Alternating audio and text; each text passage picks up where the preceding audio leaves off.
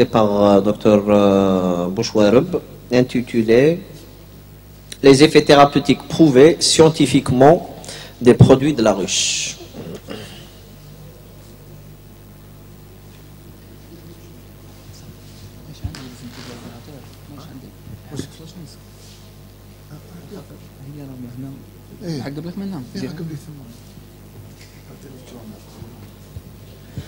Je voulais juste ajouter quelque chose dans la communication entre M. Hamidou. La varroa qui تدخل dans la cellule, elle choisit souvent la cellule du mâle. علاش؟ parce que كي تدخل لداخل تبدا تولد في les œufs. ومن بعد هذوك les œufs يخرجوا منهم la varroa. c'est-à-dire يتجمعوا. La fécondation, elle se fait à l'intérieur de l'alvéole. L'alvéole مازالت مغلوقة. كي يكون une cellule du mâle يخرجوا من بعد منها قريب 7 femelles. كي يكون une cellule de femelle, une cellule d'ouvrière يخرجوا 5. donc la varroa باش تتكاثر بزاف تخير souvent les cellules à mâle اللي يخرج منهم الفوبوردون. alors les apiculteurs واش ولاو يخيروا les cadres à mâle يديروهم لداخل la ruche vers la fin تاع le mois de juillet. هذيك لا varroa تدخل لداخل باش تتكاثر ومن بعد غير يقرب لا varroa باش تخرج من قبل ما تخرج مازال مغلوق لو كوفان يجبد هذاك لو كادر ويرميه. c'est ce qu'on appelle la lutte biologique. sans traitement نقلع لا varroa من تمك. donc ou le deuxième point légalement parce que les apiculteurs مساكن هكا كريسبي le diagnostic de la varroa, c'est-à-dire يشوف إلا راه مرض ولا ماشي مرض ولا بزاف le taux d'infestation ماهوش l'apiculteur اللي يديرو. normalement la chambre agricole عندهم un vétérinaire هو اللي يتعلم يدير le test وهو اللي يروح يقول باللي النحل تاع المنطقة تاع بجاية راه مرض ولازم تداووا كامل l'ensemble et ça aussi par le biais de l'association. Voilà, c'est ce que je voulais comme...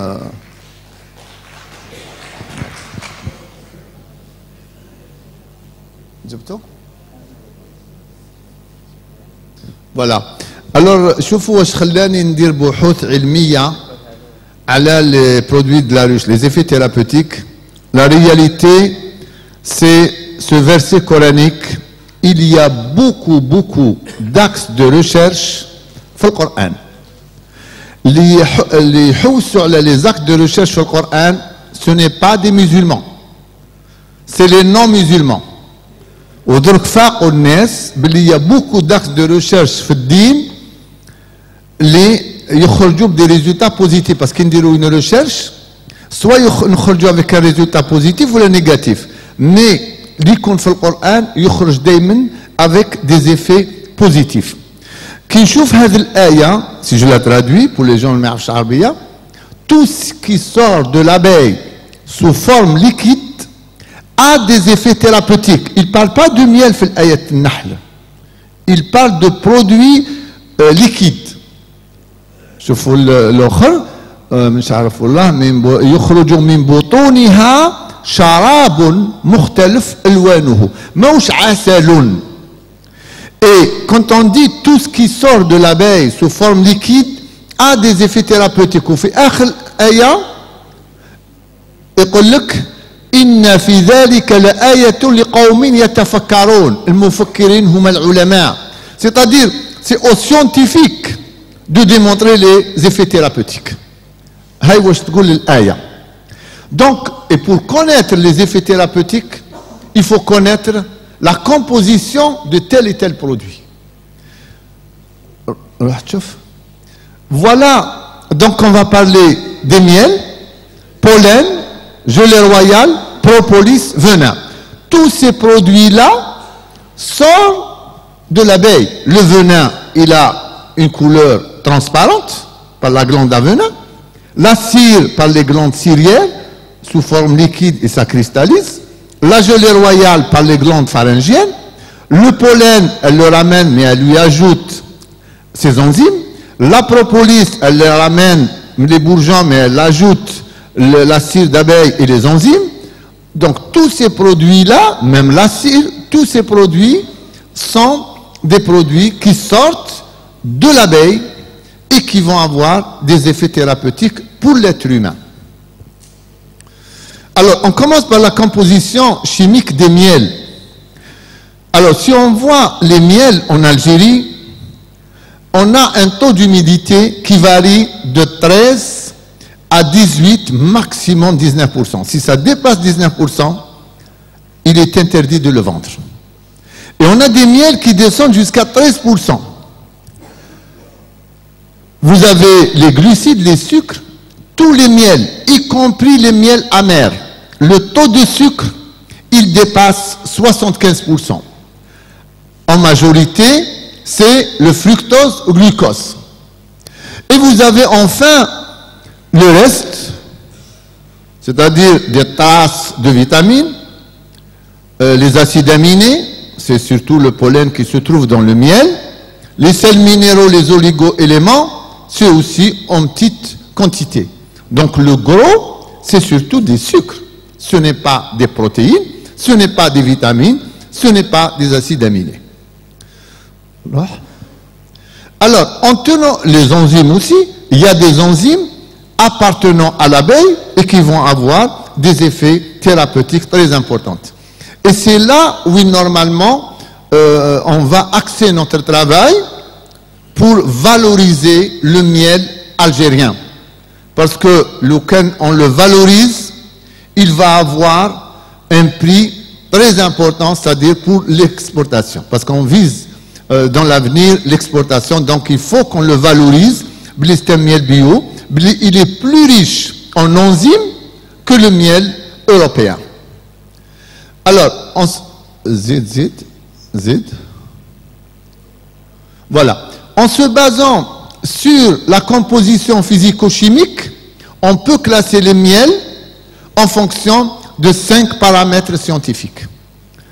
Le pH, le taux d'humidité, les sucres, est-ce qu'il y a plus de fructose que de glucose ou il y a plus de glucose que de fructose, l'HMF. Alors l'HMF, c'est un critère pour limiter l'importation. L'HMF, c'est un signe de vieillissement. Pour les effets thérapeutiques, on travaille toujours avec les miels qui ont un HMF très bas. C'est-à-dire, au moment, l'HMF, c'est l'hydrométhylfurfural. C'est une substance toxique pour l'être humain. Si le taux dépasse 40 mg kilo, c'est toxique déjà. Et pour les effets thérapeutiques, plus c'est bas et plus c'est bon. Et c'est pour ça que j'ai mis l'HMF. En Algérie, on instaure une loi. Aucun miel ne rentre en Algérie s'il a une HMF supérieure à 40 mg kilo, tel que les textes le disent, on peut même le descendre, on peut bloquer plus de 50% des miels d'importation. Et vous avez le dernier, c'est l'indice diastasique. L'indice diastasique, c'est les enzymes qui se trouvent dans le miel. Et plus la ruche, elle produit peu de miel, et plus le taux des enzymes est élevé. Alors, donc, en fonction de ça, on va voir les propriétés thérapeutiques. Alors, les propriétés thérapeutiques, je vois comment je les ai mis. Cicatrisation, brûlure, escarre, infection génitale, stérilité primaire, énergétique, anti-inflammatoire, antiseptique. À aucun moment, j'ai parlé d'antibiotiques. Bzef الناس ما يفرقوش بين antibiotique et antiseptique. Antiseptique, je dois mettre le miel sur le microbe et je le tue. Antibiotique, je prends l'antibiotique et l'antibiotique va passer dans le sang et il va tuer le microbe. Donc pour moi, ni le miel, ni la propolis ne peuvent être nommés comme antibiotiques, mais comme antiseptiques, et on va voir pourquoi.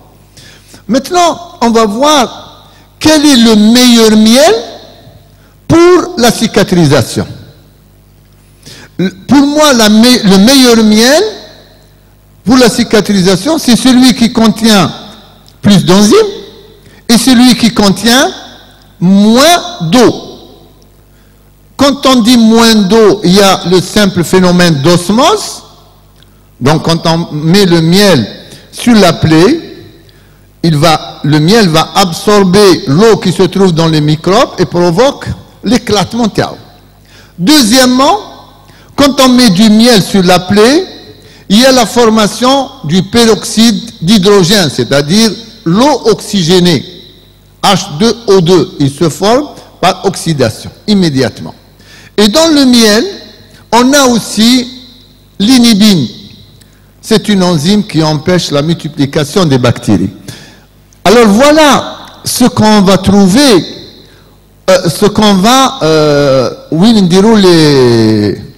les expériences.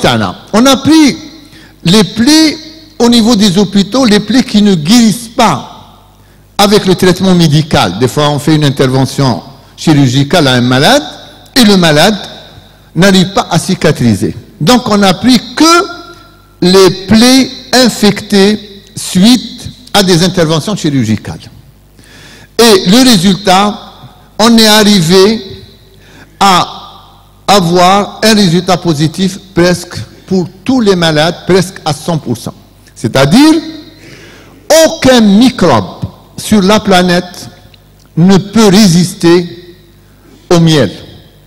Parce que des fois, quand on fait, c'est-à-dire on soigne une plaie, par exemple les plaies chez les diabétiques, les plaies humides, les jaïnes sous les selles ou la inguinale, c'est des plaies qui guérissent difficilement. Ou il y a un cancéreux, Hadouga, c'est des malades qui cicatrisent difficilement. Avec le miel, ça ne dépasse presque jamais 10 jours. Donc on a pris les plaies infectées des hôpitaux, on a pris les plaies humides, on a pris les plaies des diabétiques, infection nosocomiale, c'est les plaies des hôpitaux, parce qu'au niveau des hôpitaux, des fois on a des microbes résistants à tous les antibiotiques qu'on a. Voilà ce qui agit au niveau de la plaie, parce qu'il faut l'expliquer scientifiquement, qui fait chez la plaie, donc on a le glucose plus l'eau, plus vous avez la glucoxydase, ça c'est une enzyme qui est موجودة في العسل. Et c'est pour ça que vous avez la formation de l'eau oxygénée. Vous avez aussi la méthylglyoxale, elle existe dans le miel, qui a un effet anti-inflammatoire. Les flavonoïdes aussi ont un effet anti-inflammatoire, malgré qu'il y a plus de flavonoïdes dans la propolis, mais même le miel, ça existe. Et vous avez la destruction des cellules, etc. Donc, vous avez les flavonoïdes, la B-déphensine, et vous avez la méthylglycoxale. Les molécules, au début, on ne les connaissait pas. C'est-à-dire, on ne donnait pas une importance. Il y a des molécules qui viennent d'être découvertes, il y a 4 ans, 5 ans. Zit. En gynécologie, alors en gynécologie, c'est extraordinaire. Quand une femme vient avec une infection génitale, on lui donne un traitement, 10 jours après, elle revient avec une infection génitale. Pourquoi?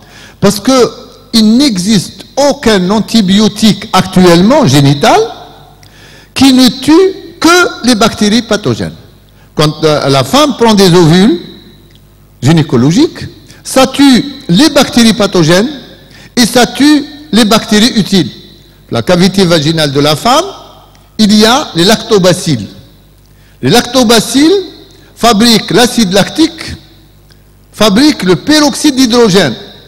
Et c'est ce qui garde, ce qui protège la cavité vaginale, une infection, c'est justement le peroxyde d'hydrogène et l'acide lactique.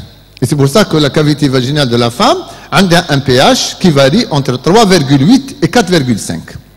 Si le pH il augmente plus, elle va faire des infections. Donc si ce déséquilibre acido-basique est déséquilibré, elle va faire des infections. Alors, on mettait le miel, mais on ne savait pas quel est le miel qu'il faut mettre. Donc, on a choisi le miel qui a le même pH que la cavité vaginale. Alors qu'est-ce qu'il va faire? Il va tuer uniquement les bactéries pathogènes. Il va préserver les lactobacilles. Aucun antibiotique actuel, ou là, aucun antiseptique, n'est sélectif. C'est-à-dire, il uniquement la bactérie pathogène et préserve la bactérie utile. Et c'est pour ça que pour moi, pour l'infection génitale de la femme, il n'existe aucun traitement médical actuel mieux que le miel. Vous voyez, déjà, il y a la plaie, c'est le meilleur antiseptique de la planète. Pour les infections génitales, c'est le meilleur. On passe aux autres. Vous avez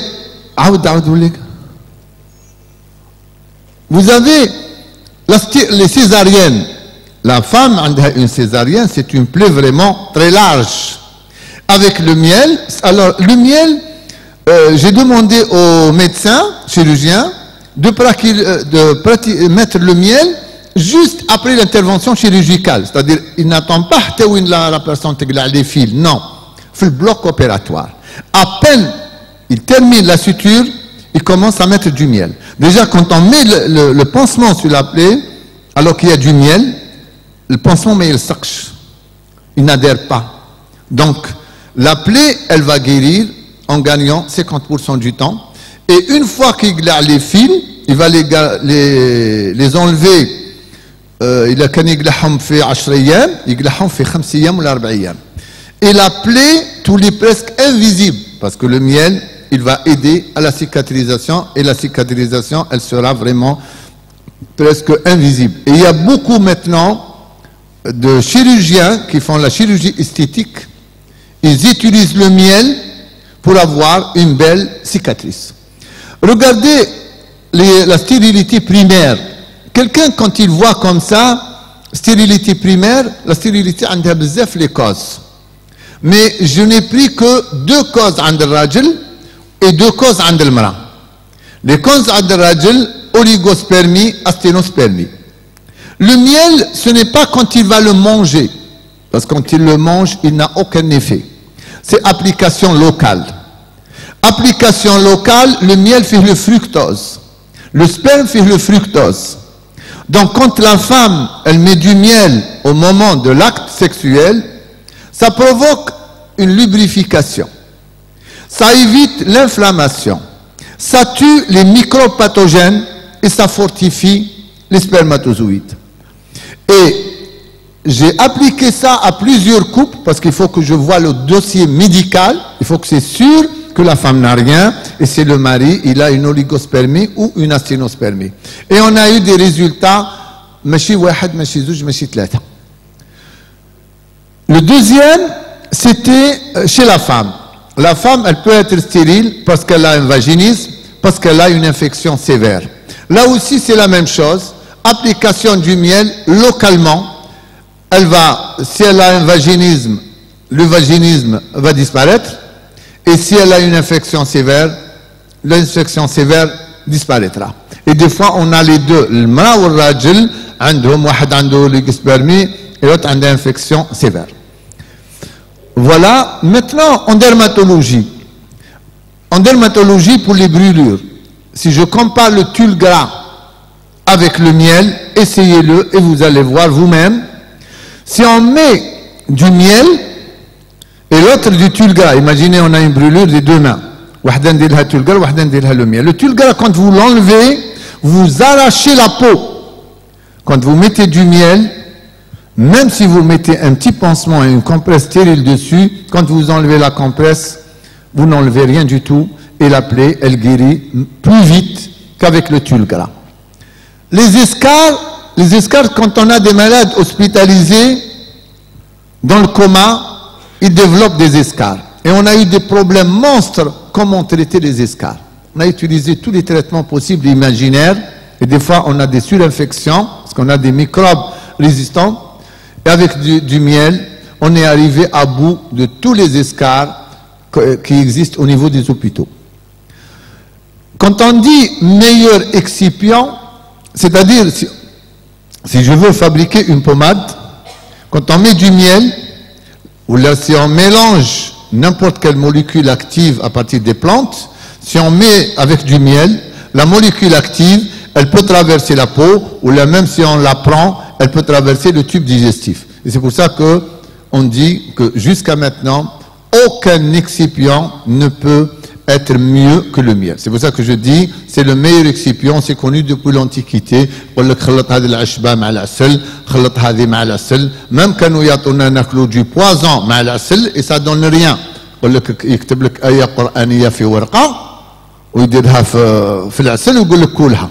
Avec de l'encre, avec tous ces trucs-là, malgré que c'était toxique, comme il y a du miel, on n'a pas eu des problèmes d'intoxication. ORL, tout ça, pharyngite, angine, laryngite, rhinite, et j'ai marqué en bas anti-inflammatoire local.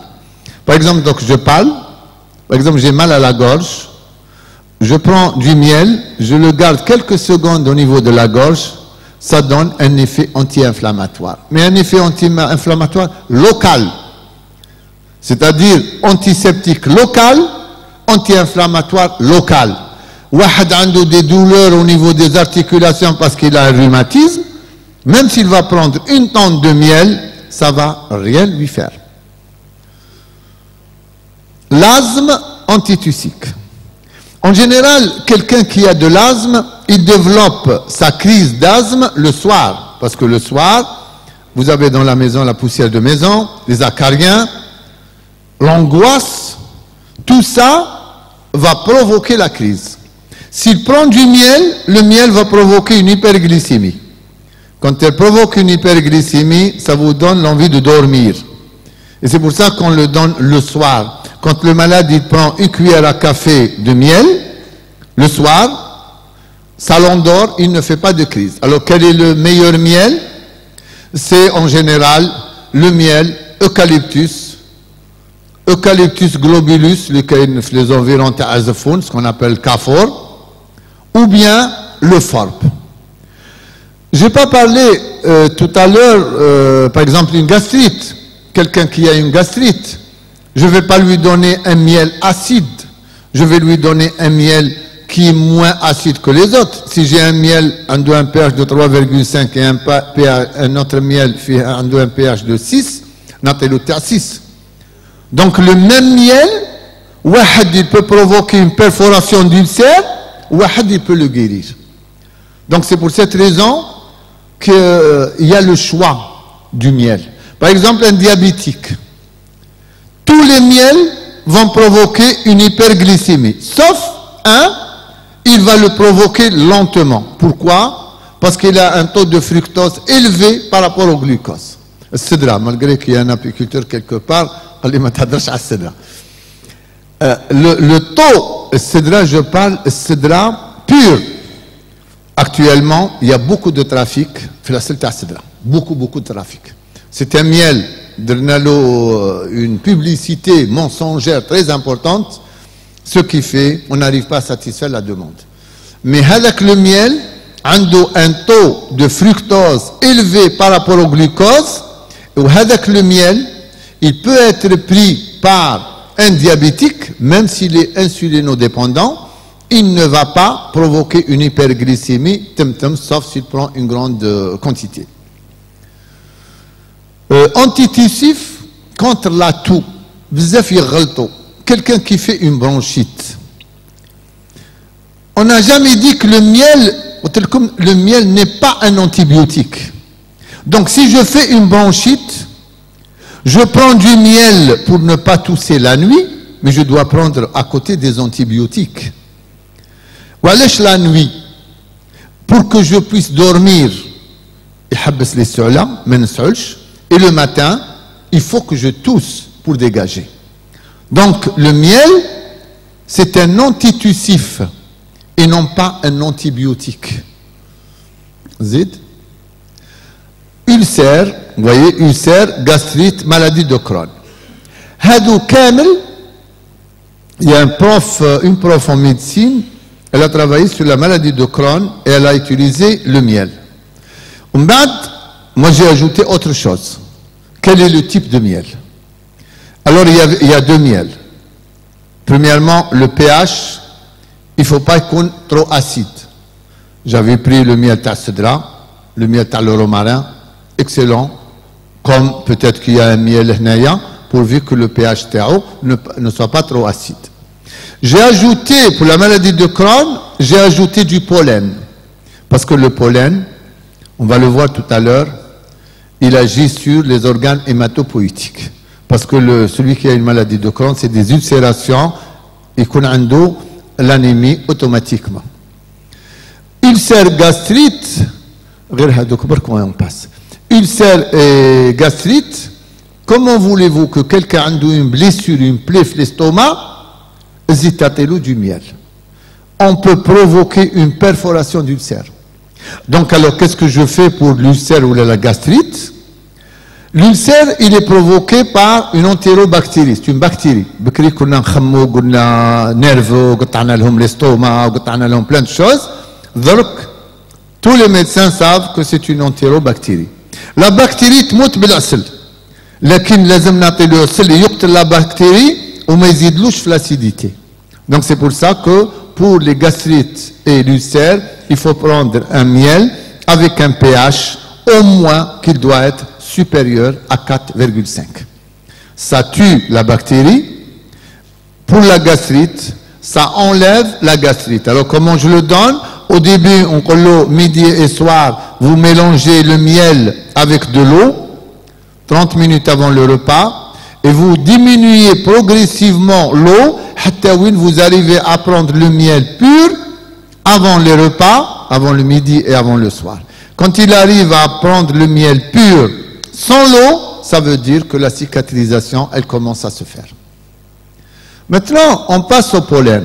Je vous la composition le pollen, elle est complètement différente du miel. Vous avez l'eau, alors le miel, j'ai marqué 2, 15%, 4%. Et c'est pour ça que je vous ai dit, le miel frais, il est mieux que le miel séché. Il faut que النحالين يتعلموا يديروا le pollen frais. ما يسخنوا في الكوشه، ما يسخنوا في السمش، ما يفسدلو. يقبضوا غير يجيبوا من لا ريش يديروا داخل الكونجيلاتور دون دي بواط en بلاستيك يتفرم كي يحب يبيعوا يديروا في بلاره تاع الزجاج ويبيعوا. même ما تباعلوش في لا جورني في الليل يرجعوا الكونجيلاتور. C'est le seul produit alimentaire qu'on met dans le congélateur ونخرجوا وندخلوا 100 خطره بلا ما نفسدوا. Aucun autre produit alimentaire ما ينجم يدخل في الكونجيلاتور ويخرج وما يفسدش. Alors la composition, vous avez l'eau, les glucides, les lipides, et en bas, vous avez les acides aminés. Dans le cône, il y a 20 acides aminés. Dans le pollen, il y a 18 acides aminés. Ça veut dire que comme les acides aminés, les dans le cône, sont dans le pollen. Avec surtout les 8 acides aminés essentiels pour la fabrication des protéines.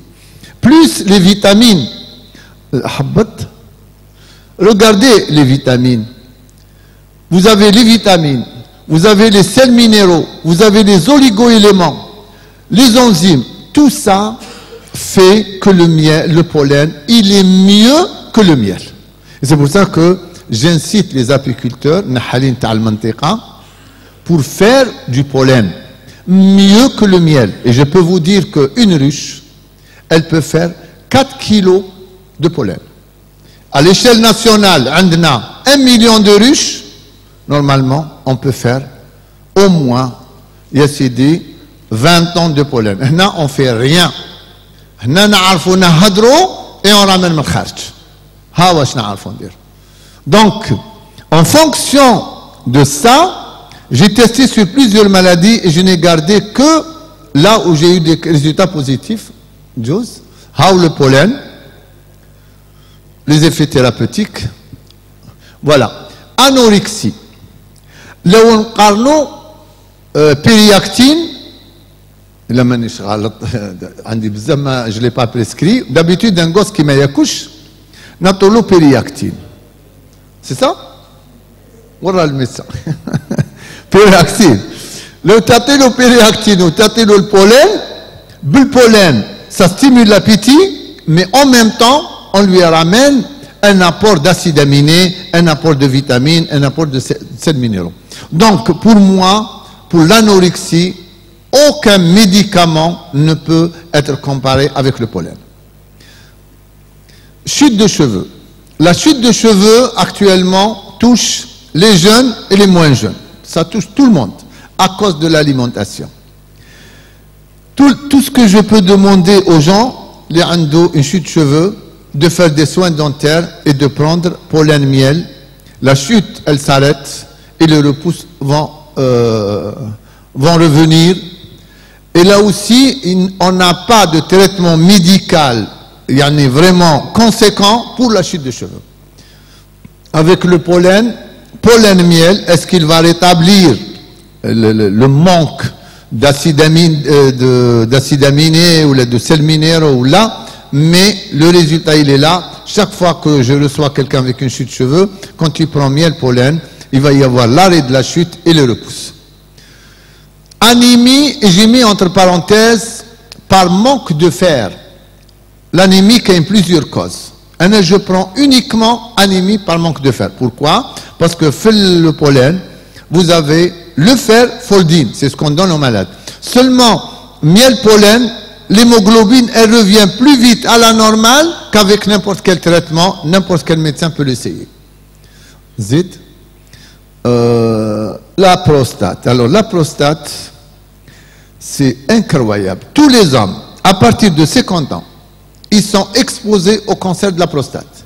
Quand ils auront 80 ans, tous les hommes vont avoir le cancer de la prostate. Ils peuvent mourir par n'importe quelle maladie, mais le cas de l'autopsie de la prostate, ils connaissent un cancer.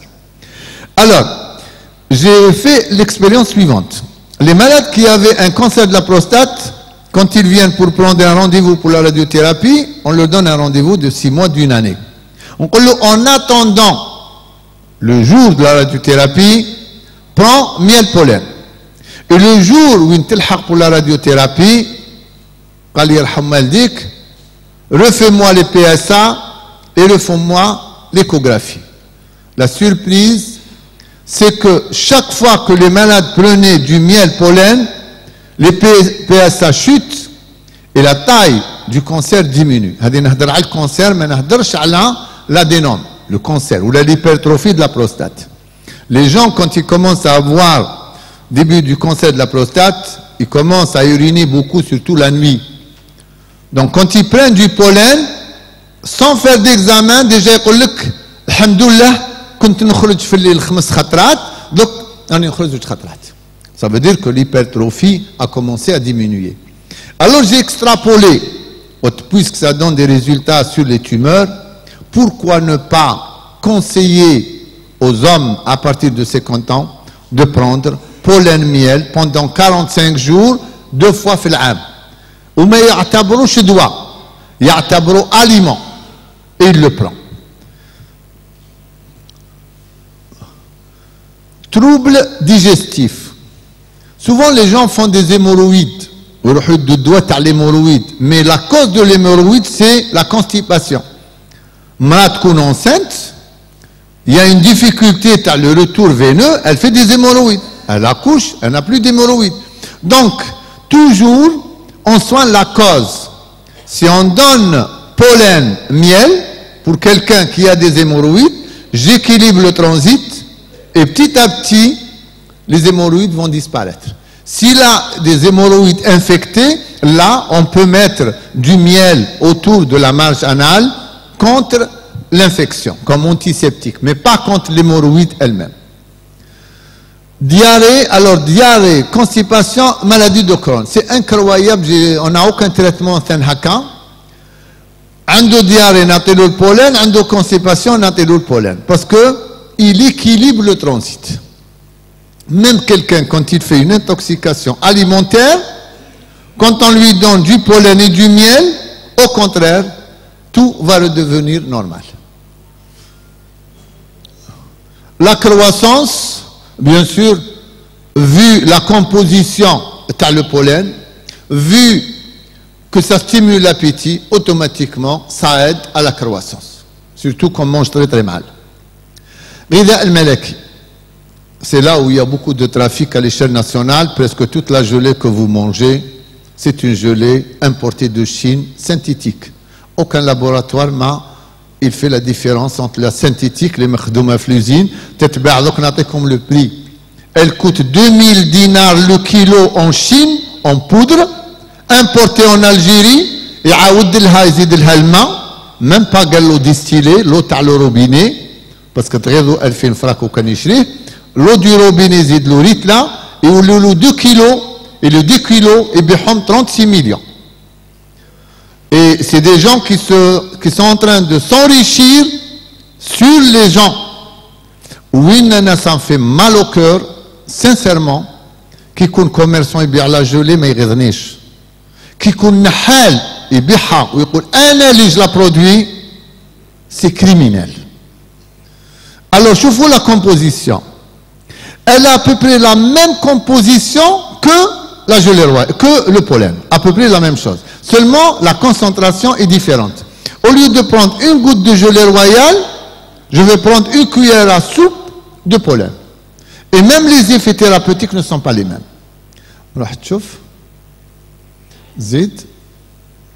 Voilà. Alors la gelée royale, il y a une technique pour la faire. C'est-à-dire, si je mets une larve, c'est une larve de 3 jours. C'est-à-dire qu'il y a une technique qui نقلع la larve pour la greffer, لازم تكون في عمرها 12 ساعة. ومن بعد نخليها 3 أيام. C'est-à-dire نخلي لها à peu près 74 heures. 74 ساعة.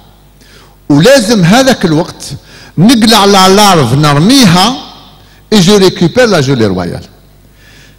هنا عندنا des fois كاين des apiculteurs يلقطوا la gelée من les cellules royales اللي يلقاوهم في الشهدة.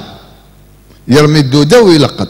هذاك اللي يلقط ما يلقطش la gelée.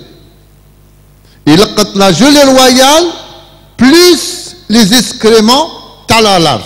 La larve à partir de 74 heures 78 heures هذه تبدا توسخ والوسخ يريح في la gelée.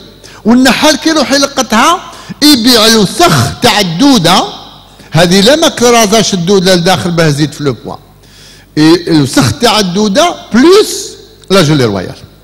Et c'est pour ça que pour faire la gelée il y a une technique. اي واحد يقرا ولا ما يقراش يقدر يتعلم لا تكنيك.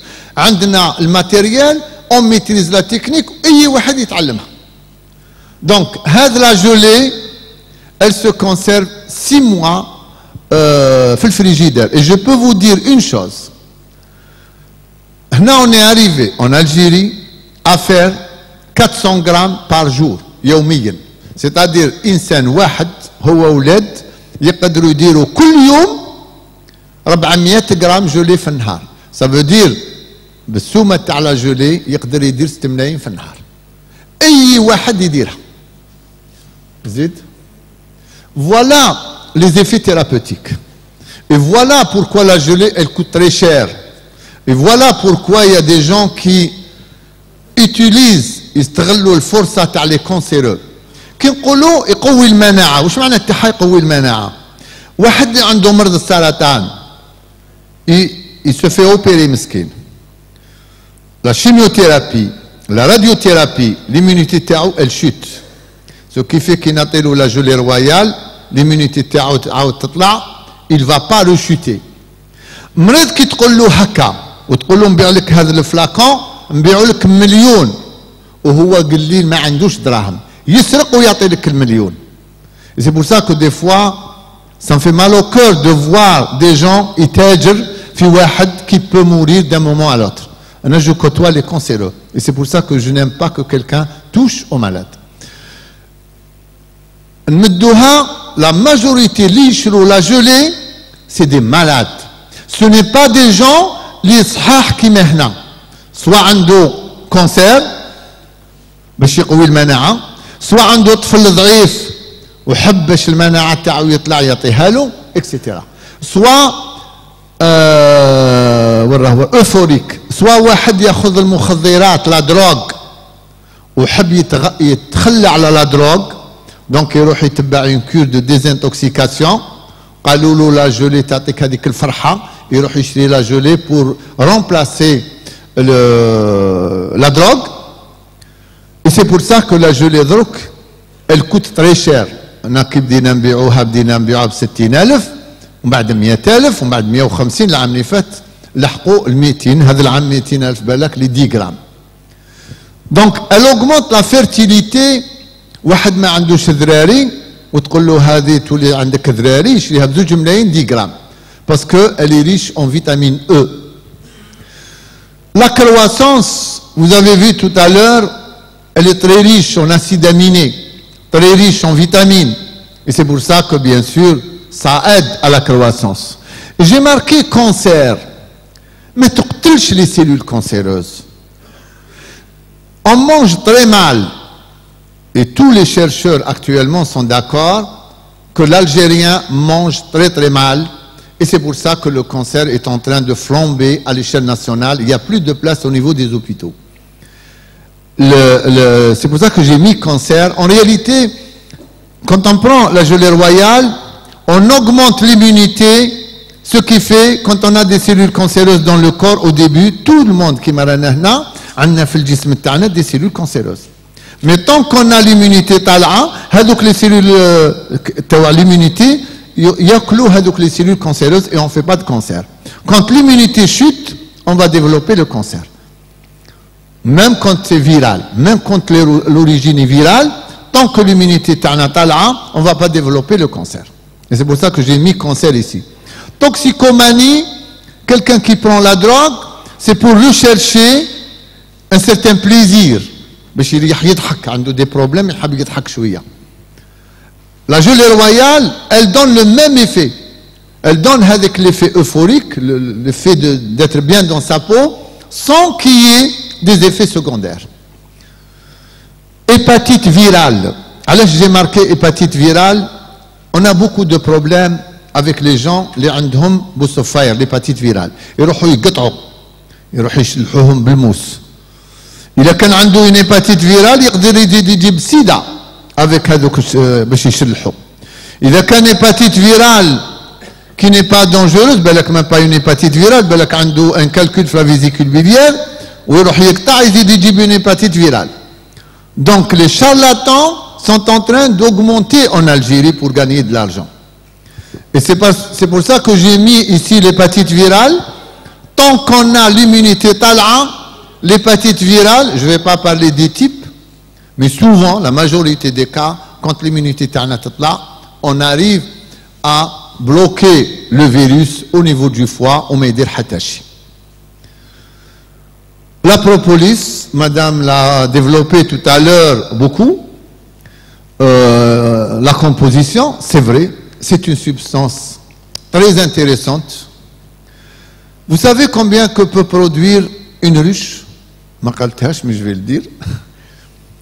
200 milligrammes, 200 grammes par ruche. Mais si on veut faire la production de la propolis avec les grilles à propolis, on peut produire par ruche 500 grammes par ruche.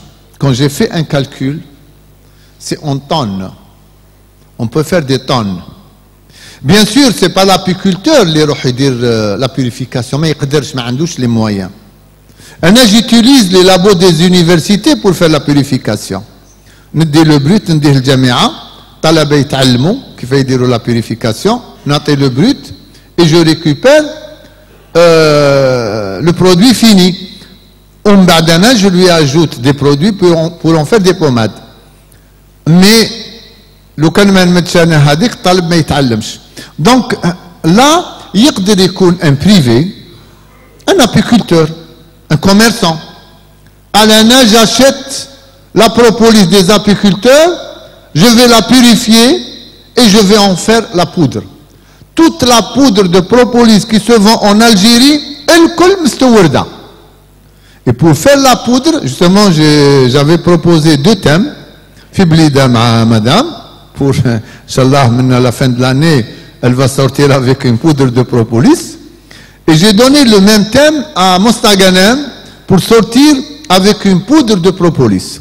C'est-à-dire, est-ce qu'on خلطوا الخروب مع la propolis ou la autre chose. Je préfère le kharoub parce que le kharoub il a un double effet thérapeutique. Si on arrive à faire ça, est-ce que les Algériens on est des débiles mentaux, مخصوصين عقل باش on peut pas faire une poudre de propolis parce que النحل ما يعرفش النحل يلقطها يقول له انا واش نديرها شكون يشري عليا لكن لو كان يجي واحد يقول له اوكي برودوي لا انا نشري عليك وهذاك اللي يشريها il va en faire soit la poudre ويبيعها parce que راهي تتباع actuellement elle est très très demandée ou surtout à l'étranger on peut même l'exporter à l'étranger il a quand on n'a pas trouvé l'acheteur en Algérie. Alors شوفوا ce qu'elle fait comme effet. زيد voilà aucun médicament n'a les effets ensemble يقتل le virus ما يعيش في la propolis le microbe ما يعيش في la propolis les champignons ما يعيشوش ما عندنا حتى produit médical اللي يقتل à la fois le microbe le virus le champignon ما عندناش عندنا les médicaments اللي يقتلوا le microbe le virus à peine شويه برك et les mycoses mais باه يقتل كلش à la fois ما كاش et en même temps il a un effet anti-inflammatoire et cicatrisant. Donc vu sa composition vu les effets thérapeutiques et vu sur le plan économique je demande aux la récolte elle est très simple. La grille à propolis موجودة dire la grille à propolis فوق بين النوريسور et la caisse غير تشوفها تعمرت ترفدها ديرها في الكونجيلاتور تيبس تفرواسي هكا لا بروبوليس تطيح. Donc انا j'ai un ami c'est un médecin قال لي انا je ne produis plus de miel ni pollen ni rien je produis uniquement la propolis où il a fait des grandes quantités avec quelques ruches. Voilà je vous remercie j'accepte toutes vos questions. Alors قبل ما نكمل parce que la dernière communication sincèrement je remercie infiniment l'association de Béjaïa Jdida mais je pense qu'elle est très dynamique je pense je les remercie la faculté de médecine qui ont fait qui les facultés de médecine ça m'a fait vraiment plaisir au Fracht parce qu'il y a des gens ouverts et toutes les personnes qui ont fait que cette journée soit vraiment une réussite et je vous remercie tous puisque vous êtes là.